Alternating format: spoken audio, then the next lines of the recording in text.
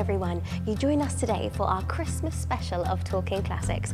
In this episode, what we're going to do is we're going to talk about what has happened during our year here at British Classic Cars. I'm going to sit down with Craig, our director, and just have a little chat about all the exciting things that have gone on here at British Classic Cars. Stuck in the story, so much on my mind, I can't quite see it all. Hello, so I'm sitting here with Craig now, and we're going to have a little roundup of all the exciting things that have happened here at British Classic Cars this year, and it certainly has been an amazing year. I feel like each year at British Classic Cars we're just going bigger and better and stronger. Yeah. I think that's always the aim with Bridge. Ever since we started it, it's always to make the next year better than the one before. So when we did our first event, it was then how can we make this bigger and better? Yeah. And that's how, I guess, how we work, is always trying to see how we can improve things along the way.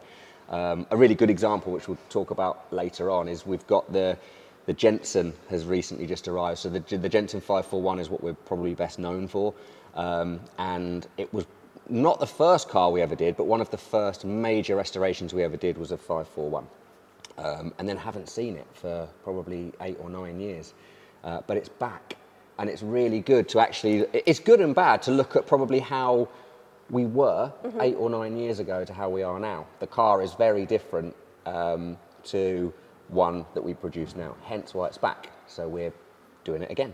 Well, that's really interesting as well, because I'm only now coming into my second year here at British Classic Cars, and it's crazy because I feel like I've been here longer, but it's absolutely flown by. It's been so much fun. I am a very lucky girl because I get to drive such amazing cars. But yeah, it's really interesting, like that kind of thing for me as well, because I don't really know how it started. So seeing it how it is now, it feels like it's amazing. Yeah. But I didn't even know what it came from, if you see what I mean. It started in a tiny little building with myself and Gordon, who's my dad. We would catch up at weekends. We had proper jobs, and we would catch up on a Saturday and see what. At the time, there was one technician that worked here, and it's to see what they'd been up to during the week. And now we've got 23 technicians. We've got everything in house. I mean, back in the day, we used to outsource our paint. We used to outsource everything. We were just taking it apart and putting it back together. Very different now. You know, we do absolutely everything in house, and obviously we've got the competitions and the events and all sorts going on. But yeah, I mean, even what you say, you've been 2 years. Yeah, no, I'm coming into my second year. Okay, so I've got a video of, I probably haven't seen the video of when you first came here. The tester one? Yeah, I've still got that. Oh no. And your style, I mean, the knowledge and the confidence that you've got in the brand is vastly different now to what it was a year ago or 2 years ago, whenever it was. I can remember doing my first live draw and being absolutely terrified. Yeah. I think it was a double one as well. It was a bike and a car. Oh, really? I can't remember what it was now, but I think I just... So we really chucked you in the deep Yeah, end. I was really terrified, but it was fine. It went. It did? It went. Yeah. And someone won a...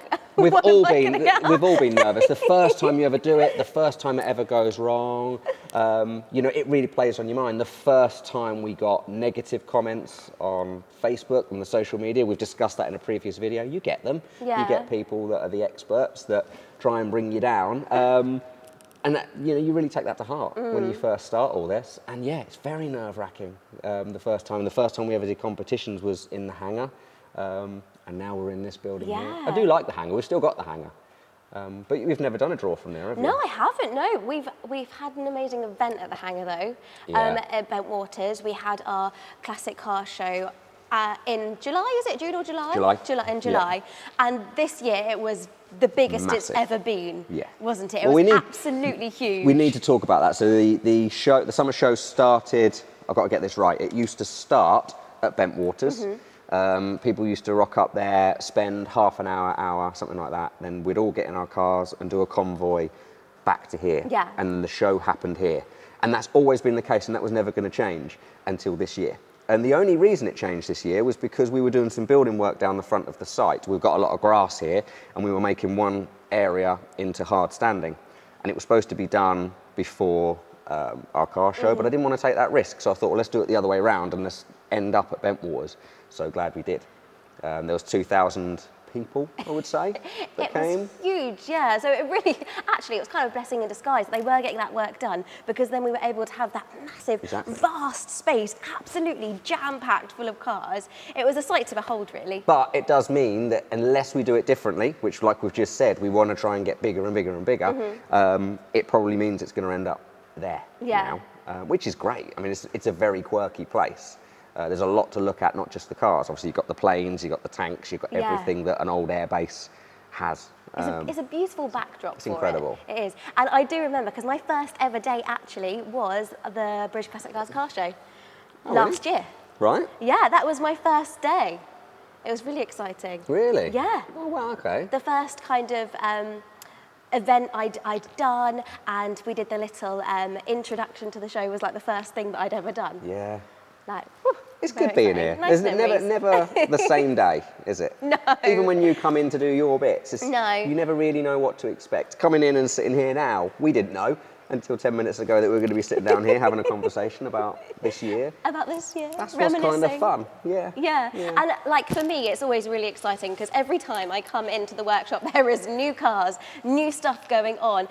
You're like, oh, Molly, have you seen this car that I got at auction? And it's all just really exciting stuff all the time. So that's the plan for next year. You're going to come to an auction with us, aren't you? Yes, I am really looking forward to it, yeah. to see like how it happens, because you see on Bargain Hunt and Antiques Roadshow, those kind of It's auctions. more nerve-wracking than you think. Is it? Yeah. Do you get a bit nervous? Especially if, I mean, what we'll do is if there's a car there that we like, then maybe I'll hand it over to you to put your hand up. Oh, That's no, where it gets really? nerve-wracking, yeah. Because you never know when to start, and it starts sort of, it starts getting lower and lower and lower, so you don't want to start it too early. You kind of want to, you want someone else to start it first. You don't want to look too keen. And then you have to read the room.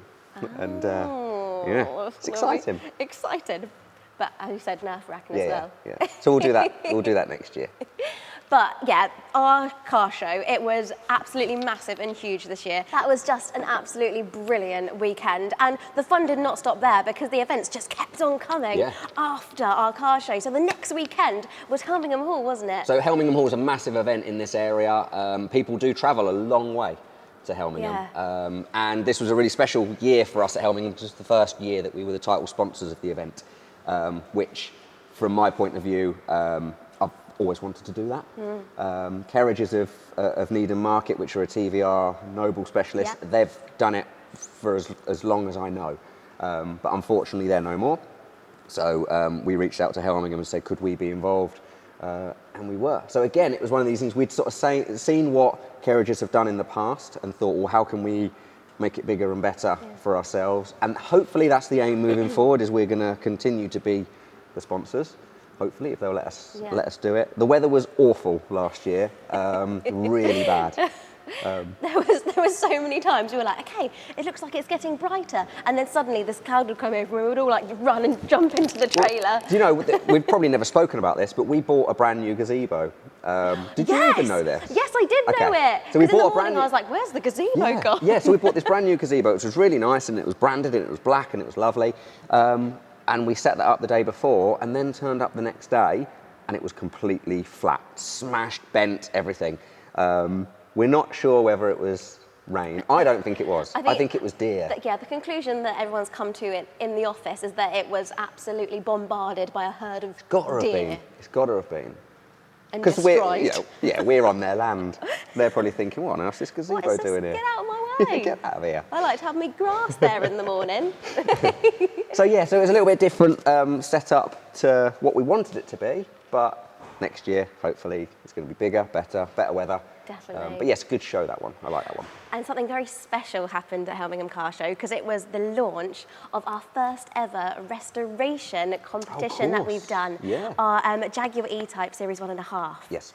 Now that was a big moment for us as well, wasn't it? Huge, yeah. So a long time people have asked whether we restore... We get it all the time, actually. Do we restore our own cars for the competitions? The answer is no. We have to do work on a lot of them, but we try and buy to the standards of what we would do in the workshop, purely because how long it takes to restore a car, and obviously how many competition cars we get through, it's just not feasible. But also we're busy in the workshop, so we try not to get cars that need a lot of work. But the E-Type came, it was a part restored car, turned out to be not quite restored to how we needed to be at that stage. So we started again. But yes, that was probably, it is the first competition, it won't be the last, I'm sure. our biggest competition to date. Yeah, our biggest competition day, and it was absolutely. I was blown away by how fast it sold out as well. Yeah. We were not expecting our E-Type to sell out as fast as it did, because we actually had more restoration planned on it, didn't we? We hadn't even finished. It was nowhere near finished. The plan was for it to be finished in time for Helmingham, and it aesthetically it looked finished, didn't it? Yeah. You couldn't open the doors. There was no rubber seals and stuff like that when we got to Helmingham, so we had to make sure no one touched it. But it looked finished. Yeah. And then it was given away, a few days later. Gosh, and then we had the winner. Can't remember Robert come down to visit it, and he was absolutely blown away by it. You would be, wouldn't you? He was gobsmacked. Yeah. It was so amazing to see. I'm so pleased that I was there for that moment when he got to see his Jaguar E-Type for the first time. Yeah, and he is going to keep it. We always wonder whether these cars will be sold on straight away, but it's in storage at the moment. It's certainly a future investment, especially winning it for a few quid as well. Oh my gosh, definitely. And all the people at Helmingham Hall, they were blown away by it as well. You could tell people were coming over, snooping around the car, having a real good look. Yeah. But I think we can tell that we've made it when Helmingham Hall had our name on the cups. And even the other day, I had a message from someone who'd gone to the illuminated trail, which is the Christmas lights. Yes. And they're using our name on the cup. Probably had some left over, but still, our name Our on the name's cup. on the cups. It is always a brilliant show, and we can't wait to go back again next year. Hopefully. I have asked them whether we can. They've not replied yet, but they're worrying about other things at the moment. They're too busy at the moment. Exactly. Christmas is coming. Christmas and Christmas coming. So, Greg, I want to know now, what has been your highlight of 2023? Okay, so my highlight of 2023 is not really anything to do with the cars that we do here. My highlight, I think, was an event that we put on in March, which you were involved in, and that was the TV presenter Ed Stafford came. Yes. So basically what happened is Ed came to us, he had a Land Rover Defender at the time, and it had, cut a long story short, it had been stolen, ripped apart, it was not in a very good state. He'd started to build it back up himself, and then he needed us to do certain bits to it. So we took that on, and then we became quite friendly with him, and said, it was always been in my mind to have an evening with, we call it, which is people who are fans of a certain person would come here, they'd sit and have an intimate evening, listening to their story of their life. So I said to Ed, would you be interested in doing that? And he said, yeah, absolutely. So the room we're in now got turned into an auditorium, I guess, didn't it? Gosh, it was completely transformed. It really was. I came in and I was like, wow, because we had a stage here, all the seating. Obviously, the bar was looking fabulous, like it does. Yes. But yeah, it was a brilliant night. It really was. And the atmosphere was so lovely as well. Like, he was such a really nice, genuine, kind man. Yeah, yeah. And bless him, his taxi was waiting outside, but the people who'd come to watch were queuing up to kind of talk to him and have his autograph. And he waited. It was so lovely. It was a really nice evening. I think that's the thing. There was just over 100 people, so not a lot of people in this room. They all got to meet him. They all got to have a drink with him. He had a beer with us. It was just really nice. But exactly what you said, I stood at the back of the room and just looked forward at everybody, you know, and the lights and the fact his car was in here and the stage and everything about it. And I just sort of sat back and thought, yeah, this is a special night. Yeah. It was really nice. We'd like to do more of them this year. So that could be something that we aim. So yeah, I would probably say that was my highlight of the whole year, was that one evening. There's lots of highlights throughout the year, but that was a special moment, that one. It was really special, it really was. So that was kind of your highlight of the year. Yeah. What has been your favourite competition? Good question. Possibly my favourite competition car is yet to come. Very close. It's actually live. As we're recording this, it's live at the moment. It's a car that I've wanted as a competition car for a really long time, and it's the Ferrari 308. Affordably, it was a big push for us, you know, to be able to go and buy a 308 was a massive strip. We'd done a Ferrari Mondial. That was our dipping our toe in the water of Ferraris, an affordable one. That was our Christmas one last year, wasn't it? It was, yeah. Yeah, but the 308 is the one that I think I've always wanted. The 355 and the 308, they're the two biggies for me as competition cars. So I think the 308 is an exciting one. For competitions that we've done so far, we've discussed the E-Type, that was good. Yeah. The Little Austin Ulster which was Oh, recent. It was yes. just such a stunning. I really weren't sure. When Gordon bought that, he said he bought it and he was bringing it to us, and I looked at it and thought, I'm just not sure how well it's going to go. But everybody fell in love with that car. It was such a lovely little car. It was so lovely, and it was really fun to drive as well. I mean, when we took that one out, Nick said to me, look, Molly, okay, I want you to let loose. Right. I want you to go for it. I want you to be like a racing driver from the 1930s. And I was like, Yeah. okay. So I did. I really went for it. And I took a corner really quite fast. But it And probably I was- wasn't fast though, was it? It feels fast. It felt really fast. It felt really fast. And because there's no seatbelts as well, I Yeah. was like, oh gosh, actually I'm moving away with the car. So I had to like kind of lean over so I didn't slide across. But it was so much fun. But unfortunately, he didn't actually catch at that Oh moment. no. That was a lovely video though, Nick. Nick's behind the camera Yes, filming Nick is this. behind the That was a camera. really good video. It was so funny and so much fun as well. Yeah, that car, it felt like a toy. Yeah. It really did. It looks like really- a toy. It yeah. does look like a little toy, doesn't it? But it was brilliant and it really did go. Yeah. It did go. I much preferred going fast than slow. Yeah. But yeah. it was so much fun, that car. It really was. Yeah. Now, competitions have been really good this year, and obviously we've managed to get it to a stage now where it's one a week, which is incredible. That was never our plan. Our plan was to do, it was going to be a sideline to the restoration side, and the plan was to do 12 in a year. Fabulous. And as you mentioned earlier, the competitions were originally to go alongside all of the restoration work that Yeah. we do. Now, we have had some amazing cars through the workshop. What has been your favourite restoration that we've done so far? Oh, there's so many. So half of what we do is restorations, half of what we do is just generally looking after classic cars. Restoration-wise, probably the most exciting, and it's been with us for a couple of years now, probably 3 years maybe, is the Aston Martin DB24. Yes. Love that car. So that came to us as a full restoration, and it's being built for Mille Miglia. That should hopefully be done within the next couple of weeks. We're just waiting for approval, the DVLA paperwork, all of the legal stuff, but the actual finishing of the car, that's all being done at the moment. So yeah, just after Christmas, I reckon that will be good. We did our first test drive of that actually last week. Yeah, that Aston Martin DB24 just looks so beautiful on that test drive. That car really is a stunner. It's really nice, yeah. And to think that it's going to go and, in theory, be raced. I know, and the Mille Miglia, that's such an amazing race as well, Yes. isn't it? Like all over Italy, it is going to look so It's beautiful. iconic, yeah. Yeah, so that's really exciting. That's going to have a good year this year, that one. I think it's in for the next Mille. I think, which will be quite exciting. Oh, wouldn't But it the be? funny thing about that is, so through no intention of ours, we haven't really done many Aston Martins over the years.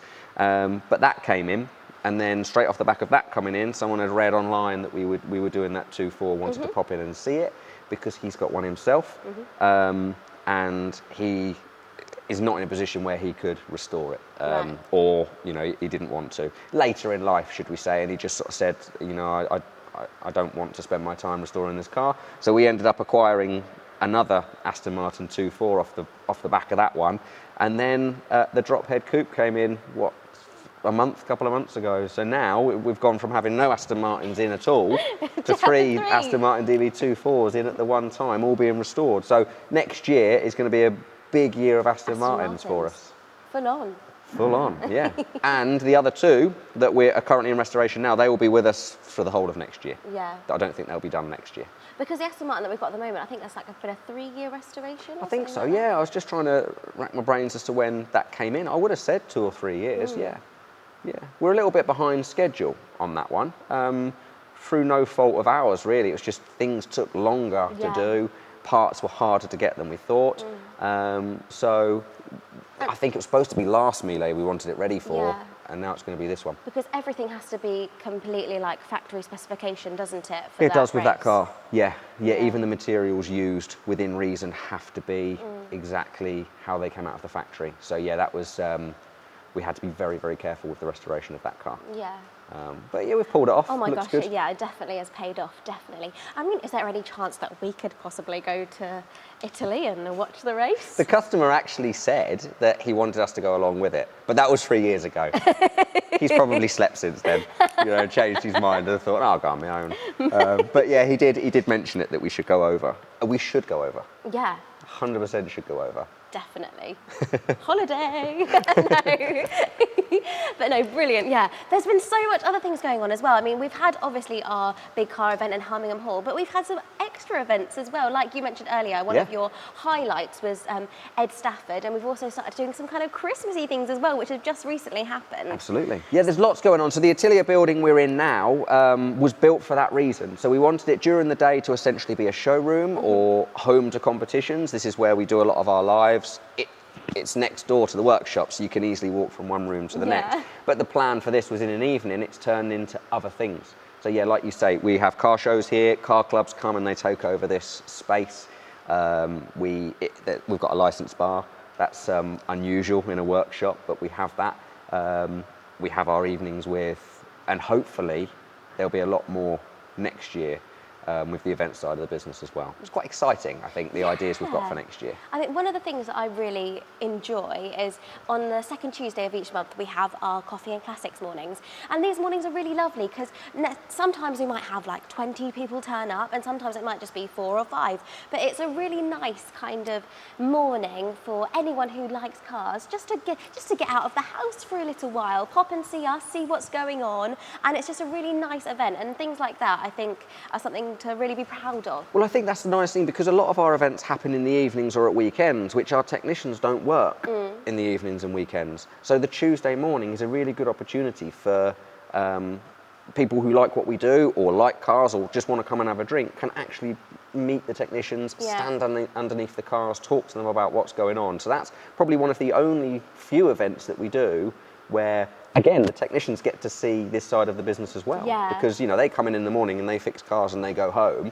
They don't necessarily see everything that goes on at the weekends and in the evenings. So the Tuesday is really nice for that reason. It's not a huge event, but doesn't cost anything. You know, you come along, it's all on the website and you just hopefully enjoy yourself for a couple of hours. And it's the comments that we've had from some of our customers and people who come to our shows, they've actually really appreciated that we do a little coffee morning on a Tuesday. So that is a really lovely thing to kind of feel like we're kind of giving back a little bit as well. Well, I saw a comment a while ago, which I think is exactly what we aim to do, and that was to make a community. So whether you've got a classic car or not, if you like them or appreciate them, then our doors are open for you. You know, so people who own a classic car, of course they enter our competitions. We get comments online that, you know, someone shouldn't win a car because they've already got a classic car. Well, naturally, they're likely to be the kind of people that will buy tickets to a classic car competition. Because they're enthusiasts. Exactly. But if you don't have a classic car, you can still come here. You can still have a tea and a coffee and a beer if you want. And see all of the cars and talk about them and win them as well. That's the thing. That's what the competitions is all about, is introducing new people as well to the classic car world. Definitely. And I like the fact that with our competitions, we do try and kind of do a mix of cars. So we have obviously our classic cars, but then we have our more modern cars, like the Jaguar F-Type that we've just done. So I think it's quite nice for us to try and kind of expand our audience as well. And is that something that we want to do more next year? Yeah, I don't want to go down the route of doing modern. No. It's nice to drip them in every now and again in cars that we consider will be a future classic. My Aston Martin DB9 was one. Like you say, the F-Type, we've got a BMW Alpina. No, really, the Alpina, we were very nervous about the Alpina because essentially it's a 5 Series. But it's a very special 5 Series. We believe it's one of the last 6. So it makes it a really special car. Dare I say it makes it a future investment. So that's the kind of thing we want to introduce into it. But essentially, our bread and butter is classics. We don't want to go over the top with these really expensive classic cars that then cost a bomb to insure. Don't get me wrong. We'll do the occasional Ferrari 308 or something of that ilk. But it's all about the minis and the Morris Minors and the everyday classics that people appreciate. But don't get me wrong, next year we might look at, we've chucked ideas together of, do we give cash as well as the car to help fund some of the bigger cars to get insurance, or do we try and team up with an insurance company? That would be amazing. You know, if we can team up with an insurance company that you get a year's insurance with your prize, something like that. All of these ideas are there, they just haven't happened yet. So we'll carry on. But there's more time, more exciting things to come. Absolutely. Definitely. Yeah, that's the aim. And we had a wonderful event recently, something really kind of special, and it was really heartwarming for me to do, was our mince pie drive. Oh, yes. The mince pie drive. Now, this was really, really special because we took mince pies around Suffolk, basically, to the care homes. And it was a really lovely experience, really heartwarming. Some of the gentlemen were so chuffed to see these classic cars. And the beautiful Morris 1000 pickup treated me so well. She drove absolutely beautifully the whole day. Oh, good. The Lotus. Oh my goodness, yeah, the Lotus. I had lots of fun in the Lotus. Yeah. I do have to say, out of all of the classic cars that we've done, I have had many favourites. Okay. But the Morris 100 pickup is up there. The favourite of the favourites? It's up there. Well, my absolute favourite was a 1968 Morris Mini, the green one, that Holly Farthing one. Oh, yeah, yeah.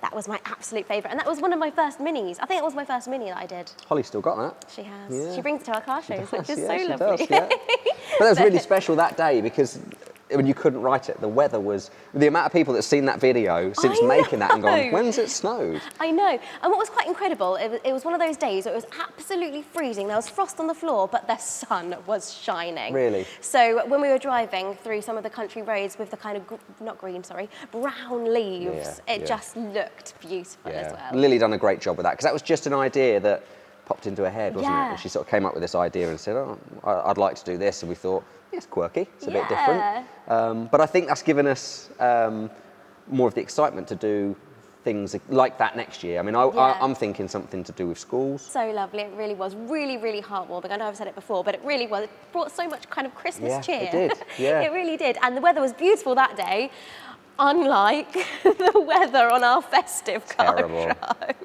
But the turnout, amazing. Yeah, I mean, it absolutely poured and poured and poured. It was like 2 days later as well. The sun was beautiful and shining. And then on that Sunday of our festive car show, the weather was awful, but it didn't turn people away. No. People still came, and it was a beautiful event. It really Fewer was. classics than we expected. Yes. People still came in sort of their modern cars, their everyday cars, but there was a couple. There was probably a handful of classics that turned up, but that wasn't about that. It was, we've got plenty of classics here for people to see, so it was just a case of coming down, and they did.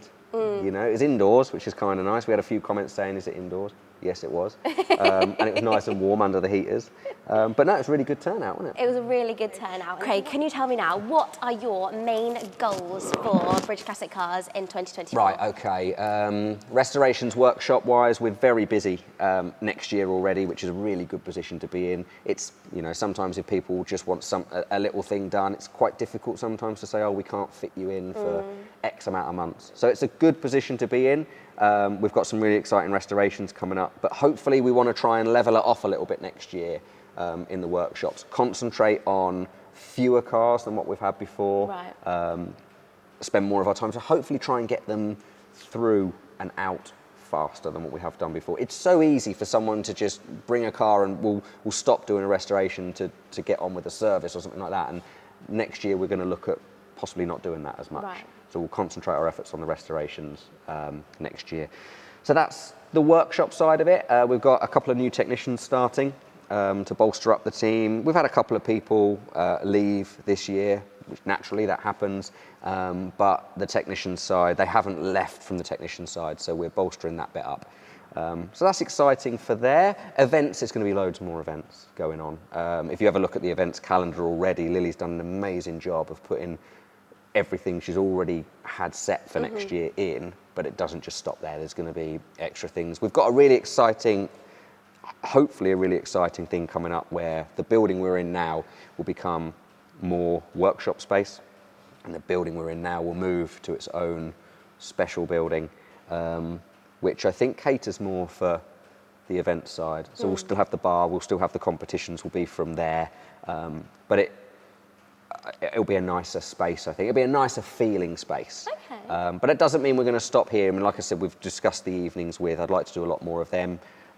It would be nice for them to be in the workshop. I think as well, it would be nice to have parties in the workshop, you know, so maybe put some food on, put some tables in amongst the cars and do some quirky things like that. So it's not like we're not going to see the workshops at all. We're still going to host things in here, but there will be a new building, hopefully, within the next few months that will be purely about events. which is quite Fabulous. exciting. What else is Yes. coming up? I'm just trying to think.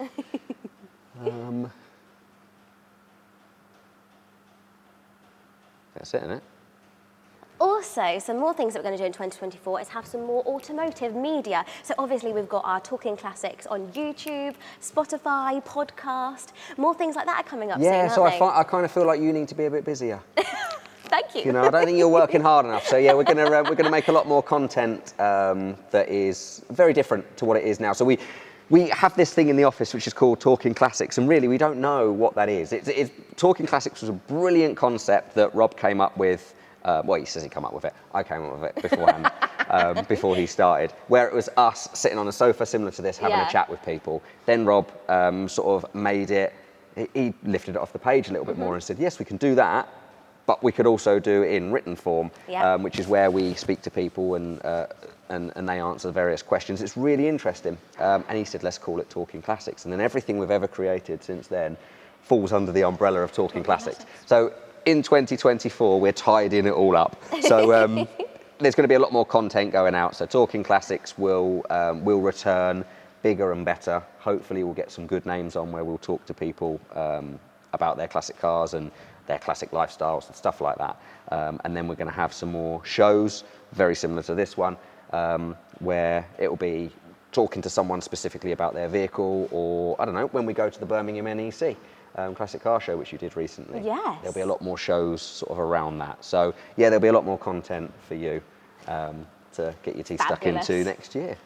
So we have lots of exciting things planned for 2024. So everyone, please watch that space. Do go onto the Bridge Classic Cars website, have a look at the events that are coming up. If you're interested in any of these things, please do email us, drop us a message. We absolutely love to hear from you. Thank you so much to everybody who has supported us this year, watched our videos, entered our competitions and come to our events. It is so lovely to see you guys in real life and online. And we hope to see you all in the new year.